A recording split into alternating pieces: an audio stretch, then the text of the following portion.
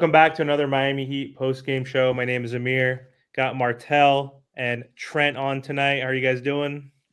Let's get it. Man, I'm doing good, man. He earned a 3-game win streak. We're finally locking in. Let's get to the 6 seed, baby. Let's see. Trent, sounds like you're a Heat fan again. I love it. Let's go. So the Miami Heat beat the Knicks in a torturous, typical Miami Heat game where we were up by 15 points and almost blew it in the fourth quarter. But luckily, we fought back, won by 10 points, 109-99 at home. The Miami Heat are 42-33. I think this is the best we've been. 9 games over 500. Every time we get to this point, we can't get over the hump, it seems like, but I'll take it right now. Trent mentioned it. 3-game win streak. 2 against some shitty teams, but we dominated like we were supposed to, and winning a 60-point game against the Blazers, that's impressive. I don't care who it's against. Winning double digits against the Wizards and then double digits against the Knicks. Hey, let me chime in real quick. The Wizards just beat the Bucks too. That's good. Yeah. They did, and Portland almost beat. Again, this sucks that we're scoreboard watching, but Portland almost beat the Magic, dude, last night. That sucked. They lost by 1, so that would have been a big win too. But either way, let's talk about this game tonight. Scary Terry showed the F up. That guy was cooking.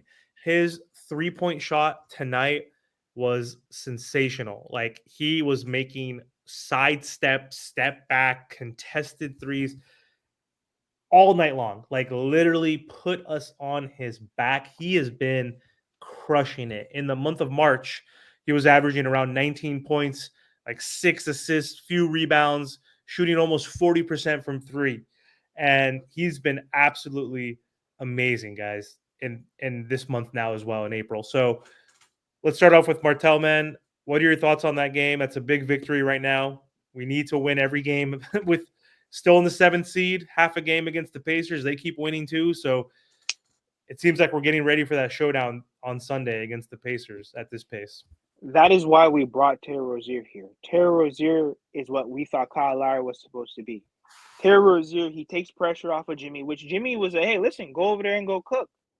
Especially with Tyler Hero being out, Bam Adebayo. Jimmy and Bam, obviously they're not the best offensive guys. So Terry Rozier fits perfectly on this team because Bam and Jimmy, they're unselfish. They'll let Terry Rozier cook. I think one of the biggest things that have plagued the Miami Heat, especially going into the playoffs, Jimmy Butler needs help offensively.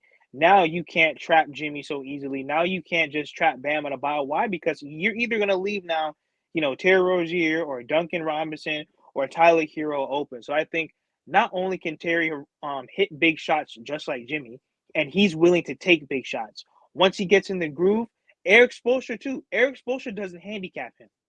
Because sometimes Eric Spoelstra can handicap certain guys. No. Terry Rozier, you can see he's unleashed. Because compared to how he was the first 5 games to these last 5 games, he has the green light, and I want him to keep attacking, keep putting the rim pressure, keep doing that. Keep putting the Miami Heat in positions to where he can go out there and ball. I want the Charlotte Terry Rozier. I don't want timid Terry. I want scary Terry. I don't want timid Terry. I want scary Terry. Bro, this is straight up. He was straight up Halloween shit tonight. Let's go. Trent, thoughts on the game, man? Thoughts on Terry? Man, listen, I love this victory, man. I was always the one that said, we should fear the Knicks. I know the Knicks are still not healthy, but they still got Jalen Brunson at the end of the day, and that's a win that we needed. And we might see this team in the playoffs, depending again. So we needed that victory. One thing that I love about this team is we throw so many bodies at Jalen Brunson. It's like you had Haywood Highsmith and Caleb Martin, and then he's like, okay, I want to switch. And then you have Bam out there. So it's like so tough for Brunson to score. And like, I'm fine with role players like Dante stepping up, getting leading their team. If Jalen Brunson's not scoring, they're not going to win the game. Like, it's really just that simple. Unless like Julius Randle and OG But Trent, come back. not to cut you off, do you know what they do to Jalen Brunson? They give him that Trae Young treatment. It's like what you said. Everywhere he look, Bodies. swing on him. There's a body on him. Everywhere he look, there's defenders and there's length, and they're giving him that Trae Young treatment. That's why I never feared the Knicks. Because if you can give him Trae Young treatment, it's over. Yeah, so I was really impressed with that victory. My only concern is I noticed if you watched the game, Against the Knicks last time. They beat us in that third and fourth quarter. In this game, they beat us in the third and fourth quarter, or it felt like that at least.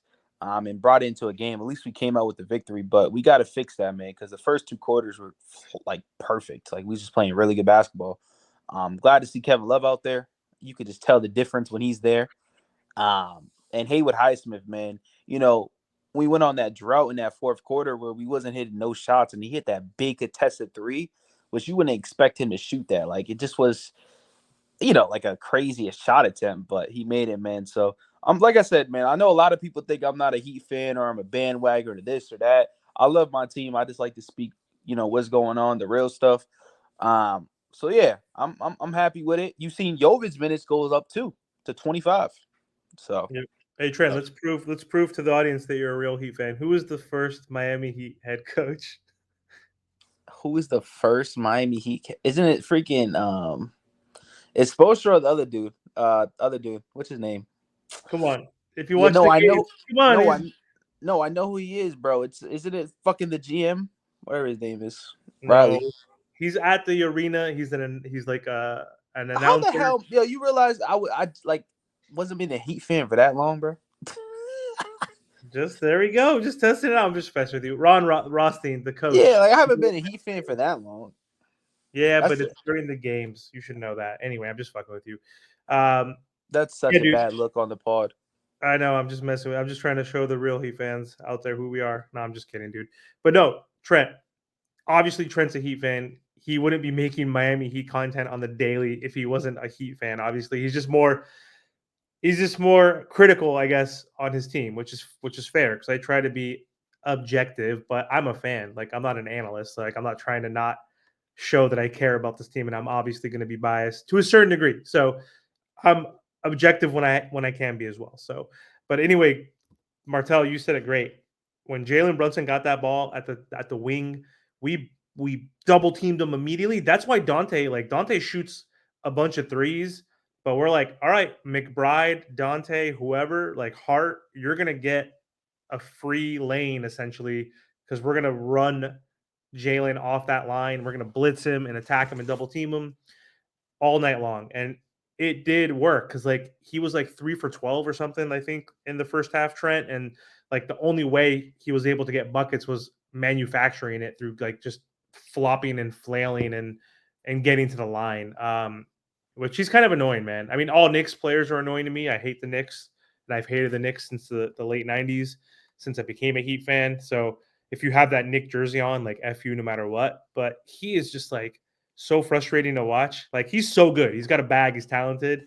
But for a guy that small to get to the line that often, super frustrating. But either way, Haywood Highsmith locked him up. And we were talking about this offline, guys. So we'll give credit to Terry, obviously, for carrying the team. But Haywood, dude, Haywood off that bench, man. 14 points. How many threes did he hit tonight? Like 2 or 3. He hit that big one that Trent mentioned. I think he's earned his spot in that rotation, man. And who do you guys think he's going to take it? Like from like, is it going to be Jaime? Or is it Jovic going to lose minutes even? Or what do you think? You think it's Jaime? Yeah, probably Jaime. Because like I said, right off camera, he kind of like admitted to him being tired. You see what I'm saying? And if I know that you're tired, especially when you're in the playoffs, playing teams like the Knicks and stuff like that, where it's really going to be a big defensive grind because if we play the New York Knicks, they're going to do the same thing like they did tonight. They're going to try to wear down Brunson. Everywhere Brunson looks, it's going to be a 3-and-D guy in front of him, somebody with length, somebody with size, someone who's going to wear him down. And I think that's exactly what we did to him last year. You know, it really just depends on if they get OG and all these other guys back, which even if they do, I don't think they're going to be 100% because based off some of their injuries. But I just think that right now the Miami Heat, they have the defenders to compete. Yeah, so I'm gonna make a video about this tomorrow, guys. So yeah, go check it out. Because it's playoff time, right? It's that time of the season, go time of the year, and usually teams don't go 10 deep. We don't do that, and the Heat don't do that. That's just how deep this team will be, right? So Jaime, I seen this tweet on Twitter. This is including Tyler coming back. Now, if Tyler doesn't come back, I think Jaime has to play a part. Like he has to, right? Unless 100%. it, but we're assuming Tyler's back, right? So we are gonna have our starting lineup. We're gonna have Caleb. Haywood Highsmith has deserved to be in the starting in the rotation, and so has Jovic, right? Um, I'm so one thing with me, I don't know what it is. I gave up on LaMelo Ball his second year in the NBA. I gave up on young players too quick, really really quick, and I can admit to that. So with Jovic, I may like don't see what y'all see into him, but what I do see is that he fits perfect with Bam, and so I like that. But with Tyler coming back, I think he needs to come off the bench, and you go out there with Tyler, Caleb, Kevin Love, and Haywood Smith. I think you sprinkle Jaime in there a little bit, but I think that's our rotation right there. And depending the matchups, you may see DeLon right out there. Please do not put Patty Mills out on the court ever again. Just please do not. But one thing I will say too is Caleb. I'm kind of man. Hopefully, he can prove me wrong. I'm not so big on Caleb this year. And I know his injuries, and I know he had a stretch where he's playing good, but today's game was like a lot of like just errors, and I don't know. Caleb just to me has been like not the Caleb that I want, like the Eastern Conference Caleb. I don't know if that's how y'all feel too. Yeah, I But agree. He's been Caleb is he's really up and he's been playing through injury, so I'll give him that leeway. But yeah. I do agree to some extent. But he's been playing through an ankle and wrist and all the other things. So It's just, and I think he's going to be in a rotation no matter what. Like we can't afford to keep him out. I'm just like being a little nitpicking and stuff like that. But I think that's our 9-man rotation. And to be honest, if Tyler comes off the bench, this is all what we've been asking for. I think it's going to be fun because you could tell Terry and Jimmy are getting their chemistry better. And Bam's going to get his opportunities, of course. And, with him stretching out his game, shooting the threes, it's going to make the offense a little bit more explosive. Kevin Love with his touchdown passes, Haywood Highsmith with good defensive stops. But not only that, the dude's shooting threes 40%. That's a really, really good clip. So this team should be fine if we get the 6th seed, because whoever's that 3rd seed, I'm hoping is the Cavs. We will win that matchup easily. I promise you. So Yeah, I think I agree with the Caleb sentiment. He had 3 turnovers, and they looked kind of bad. 3 for 8 from the field. It felt like he had more points because he made some big plays in that fourth quarter, and he had 7 points. But he's just been inconsistent. You want to call it injuries at times, sure, but he's also an undrafted role player. And also, let's take the undrafted piece out, but he's a role player. And that's what happens when you're a role player is you're inconsistent because you're not a star, because stars are consistent. Superstars are supposed to be even more consistent at a different level, but we'll give them the benefit of the doubt, right? Like we have so many guys that are capable of playing good each night during a playoff game. Like it could be a combination of Haywood and Caleb one game, right? That can help us win as long as Bam and Jimmy and Terry and if Tyler comes back are doing their thing. Then another night it could be Jovic having a good night with K Love and then Duncan. There's just different variables and pieces. So we do have a deep roster. Again, I've mentioned you guys hate when we talk about injuries because it's just the facts for this team for the past 5 years. We've always been injured. It's just the type of players that we have, right? I guess they're prone to injury or injury prone, right? I think Tyler's prone to injury. I don't think he's injury prone. There's a difference because he keeps getting fluke injuries, or you want to call them fluke injuries, but they're also different injuries. It's not the same thing. It's not always his back. It's not always his knee. It's always something new, which makes it even more annoying. Like, what the fuck's going on? But anyway, I think you're right with the rotation, Trent. I think Jaime is still going to play, but he's not going to play in that 20-minute range. It might be like you're going to get 10 minutes here, maybe 12 minutes here. Like, unless someone's hurt, unless someone's in foul trouble, and someone's playing really badly, you never know. Because, again, Haywood is a role player. He's playing good for the last few weeks, but do you remember a couple weeks ago before that, he was ass. There's games where he was like, why is he playing right now? Because all he can do is play defense, but we need offense because we're a top defensive team, but we're a horrible offensive team, right? So, speaking of role players, like I'm done with that. We realize they're going to be consistently inconsistent. Let's talk about Jimmy. I don't want to be critical on Jimmy right now because we won. He played good enough. He had 17 points, I think. He was doing really good in terms of playmaking. Like he was allowing Terry to cook. Whoever said that, I agree with that. 5 rebounds, 6 assists, only 12 shots, 5 for 12, 1 for 3 from 3. He got to the line 6 times, which is good. That's like a barometer. Like he needs to get to the line at least 3 times where he's shooting 6 to 8 free throws. He did have 4 turnovers, but what are your thoughts on Jimmy? Again, not a bad game. He's been doing this the last few games against the other teams that were crappy in these huge blowouts. So I didn't expect him to do much in those games because of the circumstances of us playing crappy teams and blowing them out. But in this game, I thought like, okay, Jimmy's gonna have to step up now because it's the Knicks, and then we're gonna play the Sixers, and it's gonna get a little bit harder. I thought for sure he's gonna have to score like 24 for us to win. Terry kind of took that role, right? So that's why I don't want to be super critical because he's the one who took most of the shots. But I don't know who wants to hop in. Anybody want to hop in and just give their thoughts on Jimmy and how he's been playing lately? He just did enough for us to feel his impact, and I think that's one of the biggest things with the Miami Heat, because he can have a game where he has 30 points, but then it could be like an empty 30 points. But tonight he had 17 points, and you felt his impact, like what you said, with the playmaking, with the assists. Listen, Jimmy Butler is not going to drop 40 in any of these regular season games. So at the end of the day, as long as we're able to feel his impact on the court until the, quote unquote playoffs are really here, then we can really judge, okay, how much does Jimmy Butler really have left in the tank? Me personally, I just think he's holding out until the real, obviously, playoff season or whatever he wants to call it. But for tonight, I don't need Jimmy Butler dropping 30, 20 points or whatever the case may be. You let your guys like Terry and all these other guys cook, especially when they're hot. You know what I mean? Yeah, I agree. Sorry about this. I'm driving right now, but the grind don't stop. But look, right? I've been saying this for a while now.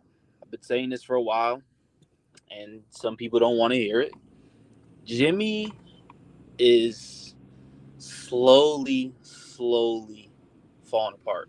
When I say falling apart, this is what happens in a career, right? You start dealing with a lot of naggy injuries. You still can have good games. You still can be very, very good, but you're not the Jimmy that from last year. At least you're not Jimmy from last year. That's for a fact. And I can't say. Let me not say that yet. You know what? Let me not say that yet. It's not the playoffs. So if he does this in the playoffs, then I'm gonna get on him a little bit more. But Terry did what we did. That's why we traded for Terry.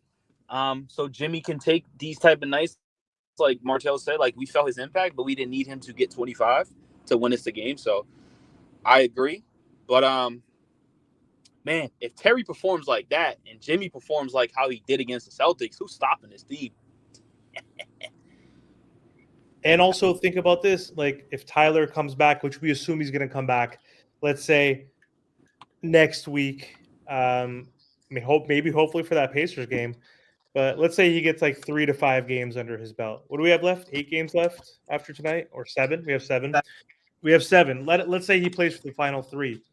He's going to come off the bench. We've been talking about that naturally. Like if he came back earlier, if he came back with 10, 15 games left, I think he probably would have been back in the starting lineup. But he's going to be on the bench.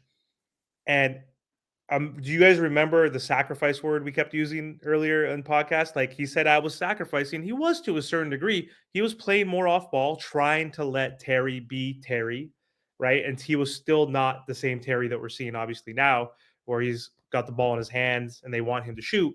But he was playing more off ball, more catch and shoot. And like he was playing okay. Like for the last 4 games before he got hurt, they were 4-0. Terry with that lineup of Terry and Hero in the backcourt. So he doesn't have to worry about that anymore. He doesn't have to play a different way. He could play as the sixth god, the sixth man. He could play as the Terry role on the bench because they have the same skill set. He's going to be the number 1 scorer. The ball's going to be in his hands because we don't have a backup point guard. We're sure as hell not going to hopefully play Patty, right? DeLon Wright. Who knows? I don't think they're going to play unless it's like super spot minutes. But he's going to be the man distributing the ball. He's going to be playing with Kevin Love, with the Haywoods, with the Calebs, distributing the ball. So that could be scary as well, right there. Like we've all been saying it for how long? For months. Tyler Hero needs to start, and he comes off the bench, and this team is dangerous. And if Jimmy's going to play this way, which who knows? Is he still coasting? Is it father time creeping up on him a little bit? It could be both. right? Because we have to give him the benefit of the doubt, like Trent said. We can't compare him to last year in the playoffs because it's not the playoffs yet. He's older, and that happens. People slow down. It's frustrating as a Heat fan watching him coast in the regular season. But if Tyler Hero comes back healthy and can get us 20 points off the bench playing against the second units of these teams that have no depth, the Celtics don't have depth. Payne Pritchard, that guy's a scrub. I don't care what you say. The Bucks don't have depth. Like, we have depth, and that could be huge and give us even more hope moving forward. But Jimmy needs to be Jimmy in the playoffs. I'm not even saying the word playoff Jimmy. I need Jimmy to be like regular season average Jimmy, like 22 points a game Jimmy, not the 15 a game. Trent, when was the last time Jimmy got 20 points in a game? March 13th. It's okay. Like, I mean, we're winning right now, so it's like he's doing what he needs to do again, but like he needs to get to he needs 22 a game. I don't need like 28 points a game Jimmy yet. If we're healthy, if we're getting Tyler back, because Tyler, with the players that you mentioned, Trent, that are going to be playing with him on that rotation, that's scary, man. Having a Jaime Jaquez not even playing, having a DeLon Wright like not even playing, you know what I mean? Like having those guys as like just fail safes. That's a deep ass team, man. So that's something to look forward to, possibly. So let me put y'all in a position real quick right here, right? And take your time to answer this question if you know what I mean. Listen, what if we don't make what if we get bounced out in the second round? What are we doing? Cooking everything. I'm cooking everything. Trading someone's ass. We're trading the centerpiece. We're trading role players, right? We're not re-signing fools. Like Caleb's gone, Josh Richardson's gone, like whoever else. Right. Like this team needs to do a better job building around Jimmy. Jimmy cannot carry. I mean, prime example. Look at LeBron, bro. Like LeBron can't carry these teams to the finals anymore. Whether we win or not this year, going forward, we have to do a better job building around Jimmy, Bam, and Tyler. And Terry. We're probably gonna have Terry still. We'll see. I mean, yeah, if we get a second round exit. So look, off season, do we go after a star? Hell yeah. I mean, who's the star? Do we make a trade? Who's going to be available? Who's unrestricted? Paul George. If he doesn't sign, who else? Well, we can Mitchell, Paul George, maybe Zion. Donovan Mitchell. Hey, what's up with this contract? You made a video on it recently. Is he? So does he have a last year next year, or is it a player option, or what's the deal? So he has a player option. He has a player option coming up. So that's interesting right there. But in my video, I said if Cavaliers get bounced out in the first round, there's no way he needs to. There's no way he commits there, right? If he really wants to win, if he's 26, soon to be 27, right? Bam's age, like you're wasting your prime now. This is you. We're seeing it with Jimmy. He's 34. Like he's slowing down. Like when Jimmy was 30 in the bubble, he was feasting. He put the world on his back, right? Like and carried us and could have beat LeBron and AD if we didn't have guess what? Injuries, Pam and Dragic, whatever. But your prime is 26 to 30. That's like your elite prime right now. So I wouldn't want to waste it on that horrible organization and Dan Gilbert. Like literally the only reason he won a championship is because fucking LeBron left us prematurely, right? To go back home. So I'd go all in for Donovan Mitchell at this point, man. He's 26. What's all into you?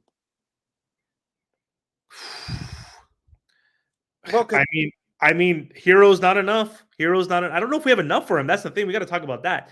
Like, I don't know if we have enough draft capital. I don't know if we have enough players. Well, who on the roster are you willing to give up? Hero, Jaime, probably. No, there's no probably. Remember now, we're over 5. You know what I'm saying? During these off seasons. Yeah. Let's say okay. I would say, definitively. I would say like 2 first-round picks because I don't know how many we have. I'm just saying this arbitrarily. 2 first-round picks, Tyler Hero for the salary, Jaime Jaquez, and whoever else gets it done at that point. Who do you think it is? Does it have to be Jovic? Like, I'm trying to avoid that purposefully, but like, is there anybody else like a salary filler? Because like, it's not Caleb, it's not going to be Josh, it's not going to be Thomas Bryant. There's no filler bullshit. Like, they want someone big, and I don't know if that's enough. I don't know if Tyler Hawkes and 2 picks is enough. You know what I mean? There could be someone that has a treasure chest of assets and whatever that they can give up. So, what do you think? What's your thoughts? The question is, what do they want to do as a franchise? If they're going full rebuild mode, which I don't think they will, because the problem is they got to get rid of Mobley or Jared Allen. And if I'm getting rid of them, I'm probably doing Jared Allen, only because, like, remember, like in the playoffs last year, he said that the lights got to him. The amount of talent they have on paper for them to not win is weird to me. So you got to get rid of one of them. Once you get rid of one of them, what's the direction that they're headed? Because if they want to rebuild, they'll take Jaquez, they'll take Tyler Hero. But if they still want to be, competitive and still remain relevant, they might not even be. I mean, think about it. Paul George is available. If they can promise, Donovan Mitchell, listen, we could probably get you Paul George. Who knows? He might stay now. So it's going to be very interesting to see what's going to go on in this offseason. I just think right now, as long as the Miami Heat can get somewhat healthy, I mean, pretty much everybody's back. Tyler Hero, he's really the only one that has to return, and we'll see where the season takes us. Yes or no? Duncan, Hawkes, Hero, however many picks, Donovan Mitchell to the Heat. Hypothetical. Yes or no? Am I doing it? Yes, but I just don't think the league will take that. No, I agree. And I'm doing it, yes, 100%. Sorry, Duncan. Sorry, Hawkes. You guys have been playing great, but Scary Terry, Donovan Mitchell, Bam, and Jimmy. Yes, please. Yes, please. Thomas Bryant, you're the starting center. I don't care. Right? Jay Rich, we're re-signing you again. You're coming off the bench, Jay Rich. Like DeLon Wright, you're playing. You're playing D Haywood. Like, I'm keeping all that, right? But we'll see, because again, we might not have enough. No, We haven't had enough over the last 4 years to get the KDs, to get the Mitchells, get the Dames. So it's like it's all perception. So I don't know why we went off on this tangent. This was a Miami Heat post-game recap against the Knicks. We busted their ass. Screw the Knicks. So happy. Anytime we beat the New York Knicks, I don't care if it's a close game or a blowout. I'm elated. So I'll take it. Next game. Is it this Thursday against the Sixers? Is it at home or away? I think it's away. And Joel Embiid tonight came back, looked good apparently. And I know they didn't have SGA and Jalen Williams were out for the Thunder, but the Sixers still beat the Thunder with Joel Embiid coming back. So this game was supposed to be a easy-ish game, but the MVP is back, man. So no game is easy. So Miami Heat looking to win 4 in a row. Need to win this game. Need to stay ahead of the Pacers. Can't lose. Can't let them win, because we can only take it one game at a time, man. And I'm assuming Sunday might be the main event for this Miami Heat team. Honestly, it could come down to other games too. Honestly, because Dallas could beat us, the Hawks could beat us, the Rockets could even beat us. Hell, I mean, but we can also go 10-0 in this stretch that we talked about in these final 10 games. It's possible with this Miami Heat team, right? So, hey, one thing to leave off on, Martel, the Miami Heat before today's game moved up to 5th in defensive rating. They were 16 at one point at the beginning of the year when we were doing these roundtables. They got to 13 to 10 to 9, and we're stuck there for a little bit while, but we're the 5th best defensive team, and that's been our identity, man, because offense, we've been mid all year, even fully healthy, even with Tyler, Jimmy, and Bam. By the way, they've only played 21 games together. So let that sink in. 21 out of how many games? 73 games? That's insane. So any last words per usual? Like, share, comment, subscribe, guys. Subscribe to the channels. We're all trying to go, and we appreciate all the support.